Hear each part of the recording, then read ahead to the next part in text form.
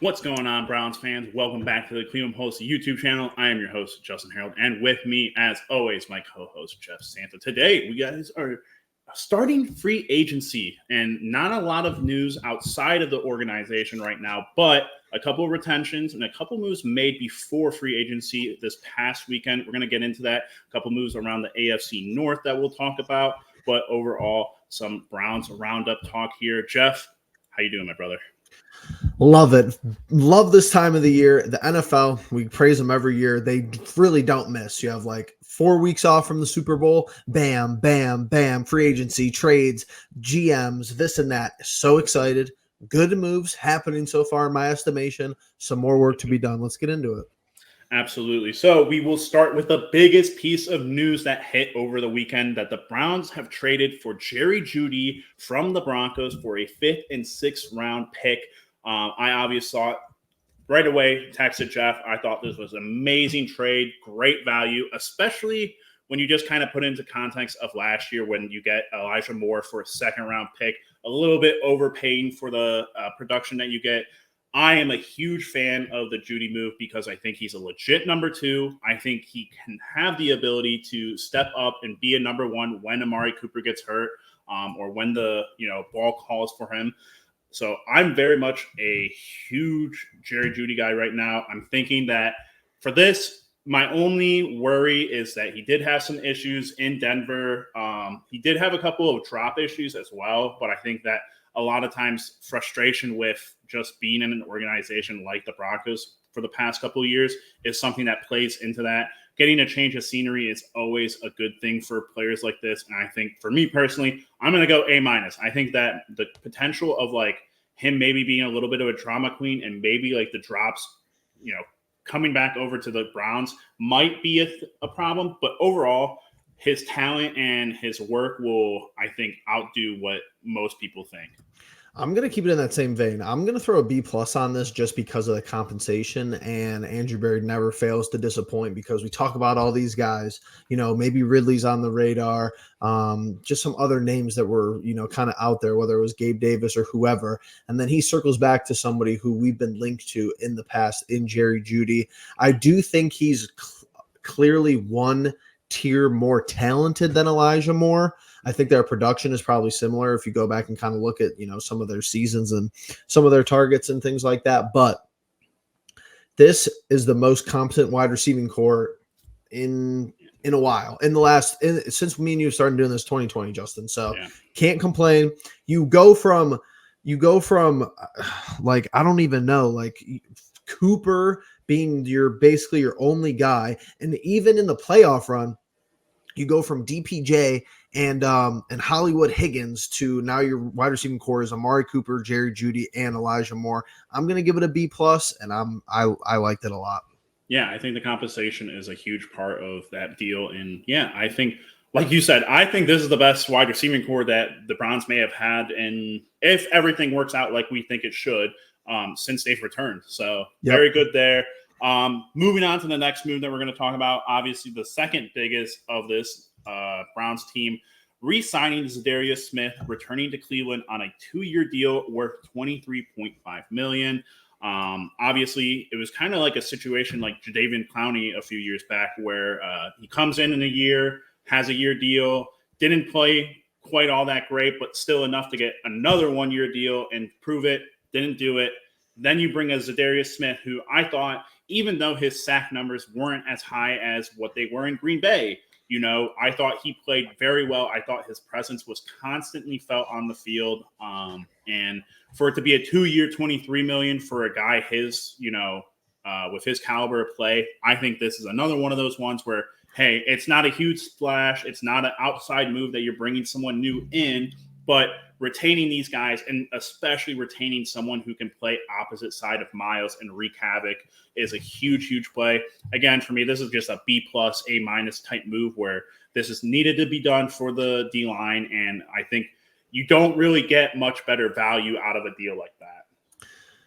This has got to be a strict A for me, and I'll give you a couple reasons. Not only does his presence stack up to that grade, he wins a lot at the line of scrimmage. His pressure rate is really good. He was good last year. He was able to stay on the field. I felt like an amount that we would really want from a guy like his caliber. Here's my thing. Think about the all-encompassing Andrew Berry journey from when he took over, what organization he kind of walked into as far as being the general manager, to now this philosophy where I feel like a lot of teams and a lot of other general managers around the league are finally getting into this mold of, okay, we're going to give you a 1-year deal. If you're terrible, no skin off our back. Besides, we didn't overpay you. We didn't give you this extended contract. And then we're going to be the first people that are going to extend you an offer the next offseason. That is not something to be overlooked, because Andrew Berry can't do that if he doesn't believe in the culture of his team. If you have a bunch of guys who you're going to basically propose this to and they all walk after 1 year, you look dumb. You look like an idiot, and you look like you can't keep a roster and team together. Za'Darius Smith coming back not only for another 1-year deal, but the 2-year deal, as you said, Justin, absolutely huge for me. Wants to play with Myles Garrett, obviously, but the culture, something that he's attracted to. He wants to be able to win, contend in the playoffs like we did last season. So clean A for me. Yeah, and I think that just what you're saying, the retention part, it also means you don't have to teach a new guy a playbook in terms of Jim Schwartz getting, not reacclimated, but, even further into his bag and into his play calling of the defense. Hopefully now, being able to have some of those guys to be back and know the playbook, bring on some of the new guys in a better fashion. We're still looking to, add guys to the defensive line, but moving on from Za'Darius, we are going to talk about Maurice Hurst being re-signed for, I believe, a 1-year deal worth up to $3.2 million. Again, just another, for me, I thought Maurice was great. He played very well in his stints. And again, he's not going to, break the bank or anything, or, really open things up for our defense. But I think, again, when you talk about the D-line, a lot of it is that depth and being able to keep guys fresh. I think this is, again, just another B+ move. I don't think it's anything crazy, but retaining, I will make a comment at the end of this about retaining players and going out and signing players. But as of right now, I am loving everything that Andrew Berry has done in the last 3 days. It just is really amazing to watch Berry kind of maneuver through what we need, what we have the options to do, and then what other people do. I think the more I have looked at this tweet and pondered a little bit, Justin, I think this takes acquiring a guy like DJ Reader off the table to an extent. Is there a 10, 15% chance we could still maybe go out and acquire somebody like that? Yes. But with where I think your next topic we're going to talk about, with us losing, some veteran experience and some Browns experience at the linebacker position, this move basically frees up. All right, now let's focus on other positions. Do you still need to go and grab a linebacker? I think yes. I think you'll agree. Do you still need to kick the wheels at a minimum on a starting caliber running back? Something we're going to talk a little bit later on in this video. Make sure you stay tuned. I'll give it a B. Mo Hurst back. I thought he was very athletic for, what we saw of him last year. I'm thrilled about it. Absolutely. And moving on to the next piece of issue, Anthony Walker moving on from the Cleveland Browns. Not really sure what's going on outside my window. Someone's knocking, but scared the shit out of me. Anthony Walker, Browns, bring him in. Anthony Walker no longer with the Browns. I can't find the tweet about where he's moved on to, but no longer with the team. I thought that when we brought him in, again, the biggest thing that we noted when we brought him in was that going to the Dolphins, got it. So something we'll talk about later about the Dolphins, but what I thought with Anthony Walker when we brought him in was he was a highly athletic tackler who, 100+ tackles a game or a year, and was able to really kind of maneuver how that linebacking room in Indianapolis went. He got a lot of praise when he came over. I just feel like injuries and a little bit of a lack of play really kind of soured how I felt about him. And for me, I'm not really all that upset that he's gone. Now, of course, the experience, the green dot, the Browns mentality, I think all of those factor into him leaving, and it's a little bit hurtful. But I think a guy like JOK is now just going to kind of slide into that role. Maybe, even if he's not the middle linebacker, he's the guy calling the plays on the with the green dot and everything, and that leaves room open to bring in a linebacker who, if we're going to talk about the Dolphins anyway, then a guy they let go, Jerome Baker, former Ohio State Buckeye. I think that's an excellent move to make. But outside of that, Anthony Walker, him just leaving, I think just letting him walk is okay, Jeff. I agree with that vein. Basically, I mean, his pros is that he was veteran, experienced leader, green dot eligible. He could do it. But you got to look at the NFL. Like, there's just so many guys to a roster. There's so many components to a team, and the salary cap, you have to distribute it.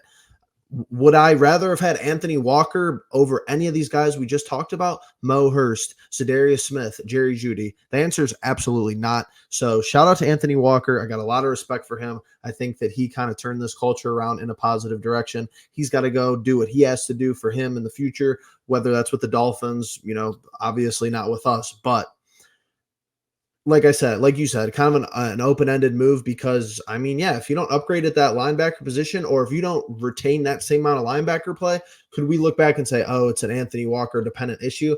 Probably unlikely, but maybe has something to do with it if he was really molding the new guys and the younger group right there. But you still got, some other pieces to look at in that position group. So not really something to be too upset about. Yeah, and for me, I actually want to take, now that we've kind of gotten through our stuff really quickly, I want to talk about how I think Andrew Berry's matured and learned in his own ways of what he's done in free agency before. Because if you guys will all remember from when he started and everything, his very first signing of the Cleveland Browns was one Austin Hooper, who I think we can all agree in that moment when we signed him, we were all thinking offensive line, which he did eventually add to with Jack Conklin, but I feel like that was a very big, like right out the gates, kind of like making your first GM move that didn't work out.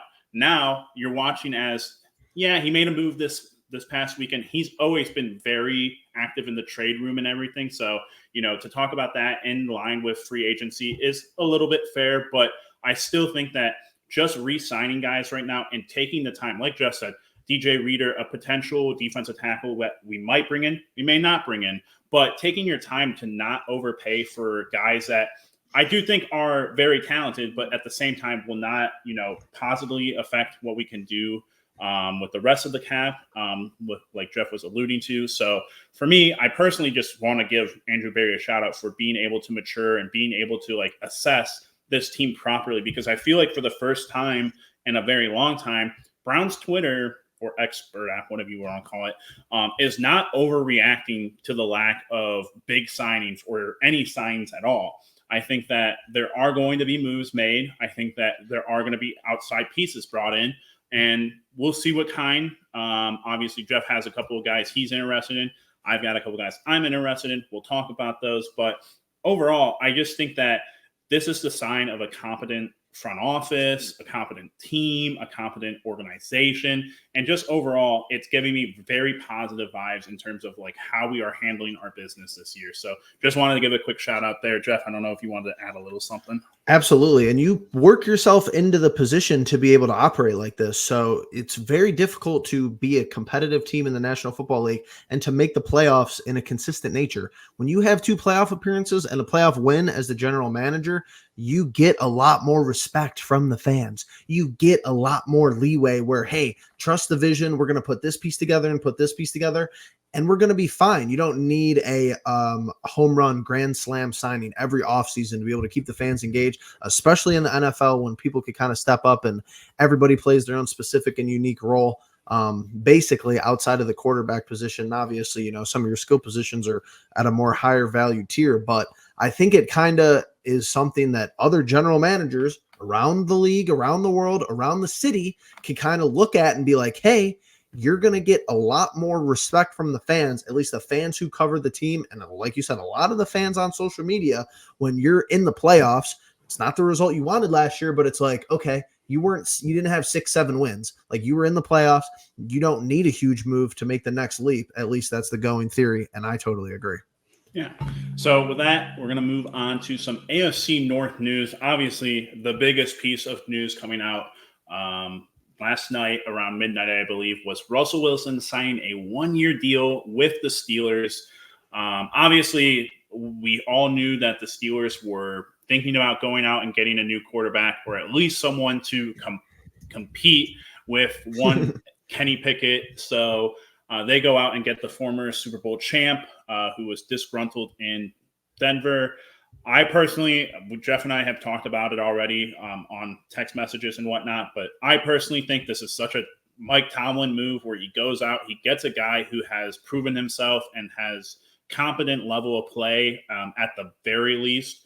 But at the same time, a guy who did struggle in an offense that had Jerry Jeudy and a lot of other great skill players. So it'll be interesting to see how that one works out for them. I love the idea that they're going to have a training camp battle and there's going to be heat all around it and spice. So good for them. They're kind of starting to look a little bit like us a few years back. Honestly, this is one of the funnier moves because it started early, like you said last night, but I've talked to a couple of people about this in the short time this has happened. I hear that it's a terrible move and I hear that it's a great move. I would lean obviously in the middle. That's why I'm bringing up these 2 points to kind of show that it's more nuanced than that, because there's pros and there's cons. And let's take it from a Browns perspective. It's a 1-year deal. He's cheap. That's like, as far as, looking at other teams, like, that's, you kind of want teams to overpay and overspend for people that you don't think is going to bring a lot of value to them. So that's not something they did. But you said the ultimate thing right there. Now you have quarterback controversy. However you want to write it up, Tomlin could come out and say today, Russell Wilson starting. That's not going to matter, homeboy. That is not that. Pickett, there's going to be. We've been there. Like no one has been in a divided fan base like the Browns over a quarterback in the last, half decade like us. So you don't have to come and run and tell us about it. But if Russell starts game 1 and they lose, half the fan base is going to be saying, "Where's Kenny Pickett? What you guys got rid of Mason Rudolph for this? Blah blah blah blah blah." And yeah, does an organization kind of shove that to the side? And they're like, "Oh, we don't really hear the noise, and media is going to be the media." Yes, but like these are not your guys to be doing that with, in my opinion. Pickett, not really a good attitude to end last season. Russell Wilson didn't really seem that well received in Denver. They ran him out of town. However you want to look at that situation. George Pickens and Deontay Johnson. It's going to be interesting. Like you said, though, if anyone could pull it all together, it's seemingly Mike Tomlin. Is it something where I'm like, oh my God, I'm so nervous, like division, favorites? Absolutely not. No. Yeah, no, I don't see it being that, but I do think that it is something to monitor. So far in the AFC North, I'm not really seeing a whole lot of addition outside of Russell Wilson. We did see news earlier today that T. Higgins from the Bengals has requested a trade, which is always great. The fact that they're disgruntled over there makes me happy. Yep. Joe Burrow loses another great weapon. They could keep him. They could just be like, hey, we're not trading you, but we'll see. I think he's been on the outs since the end of the season and since they brought in since they drafted Chase, really. Exactly, yeah. So I think that's another one of those situations where, hey, having a disgruntled player on your team, I'm cool if you guys going into the regular season like that. Have a guy on the sideline cause a little bit of trouble for you. But even if they do get rid of him, again, you lose a great wide receiver threat and a guy who definitely hurt us in the past. I'm also trying to look for Ravens news. They've lost Patrick Queen. They've lost the other linebacker. Have they officially lost Queen? I believe Queen's out now. I believe Queen went to the Seattle Seahawks. I believe there are others that are going to join the defensive coordinator who is the coach there now. They are – I don't think I see anyone else. They've lost, I believe, a safety maybe, a corner or safety. Queen and Geno Stone. Oh, wow. I must have missed Queen. Yeah, so there's been quite a few losses for other teams, but not a whole lot of additions by those two. Now, we will talk about like a couple of moves that we don't want to see happen. One for me that is on the opposite team or for the Ravens. But Jeff, anything to add before we move into that section? No, honestly, we're going to monitor it. I don't know if Queen's official yet. I haven't heard any big names, kind of put that out there. But yeah, I mean, teams are going to shuffle around. And honestly, we've lost. That's kind of the big emphasis talking point that goes unnoticed in this video.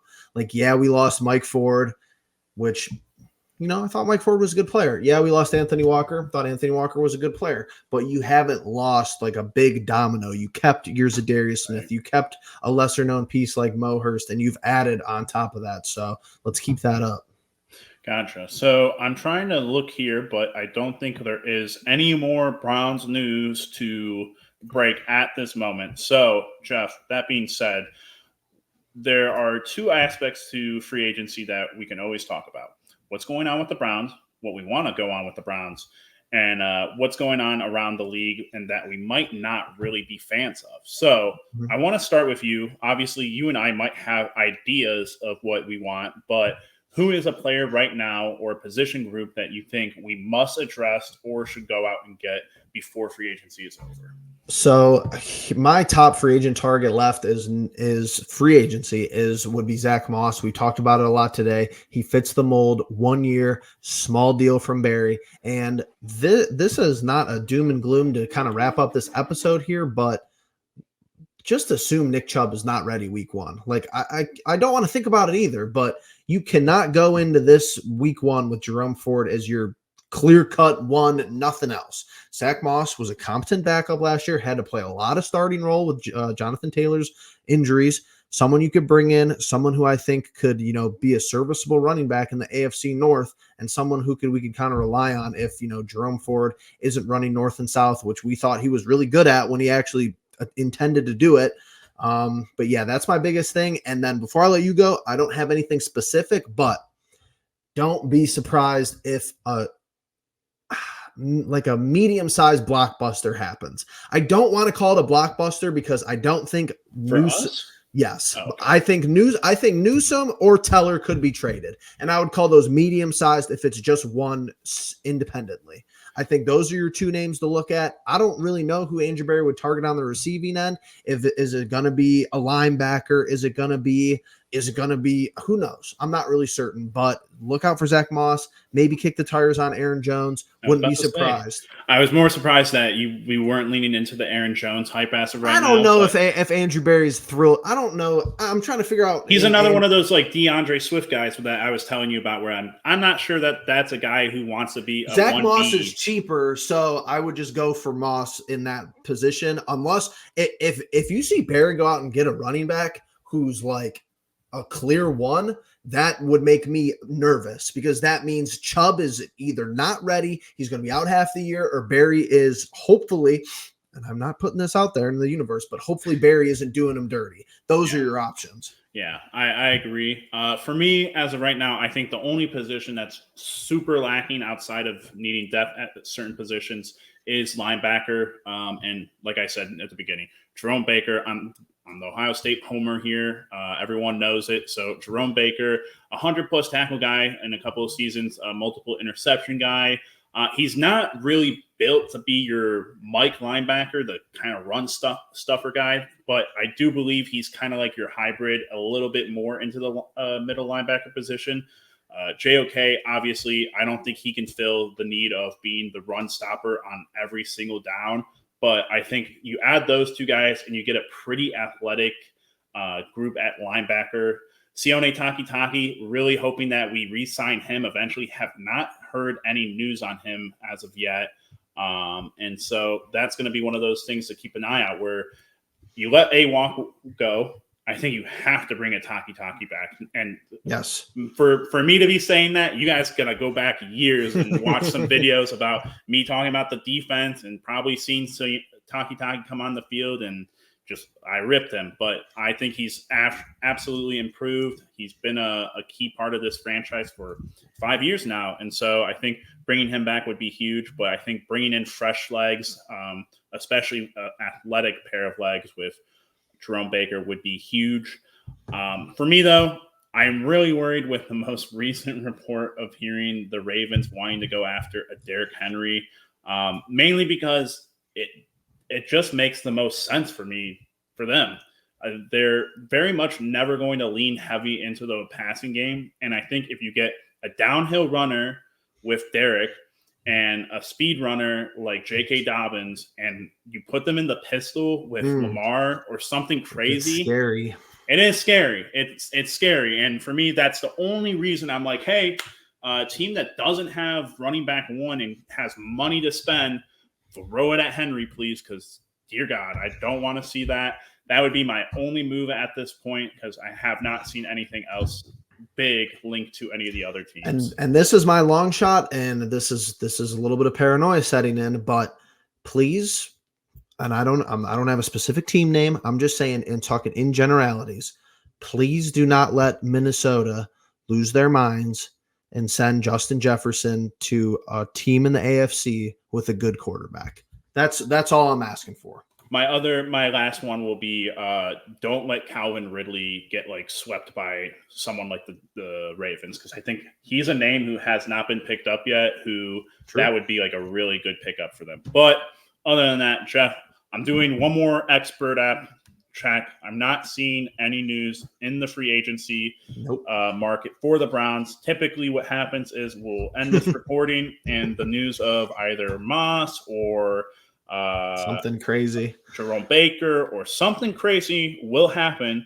But I think with that all being said, everyone, thank you so much for watching this whole episode. Appreciate you guys watching some Browns content. No, it's been a little bit, been all over the place these past couple of months, but we are going to be keeping you guys updated during the free agency period, hopefully bringing you guys some draft stuff here soon. And yeah, make sure you guys are liking, subscribing, hitting the bell notification. Tell us what you guys think so far in the comment section about free agency, what has happened, the re-signings, the trading for Jeudy, what you hope to happen.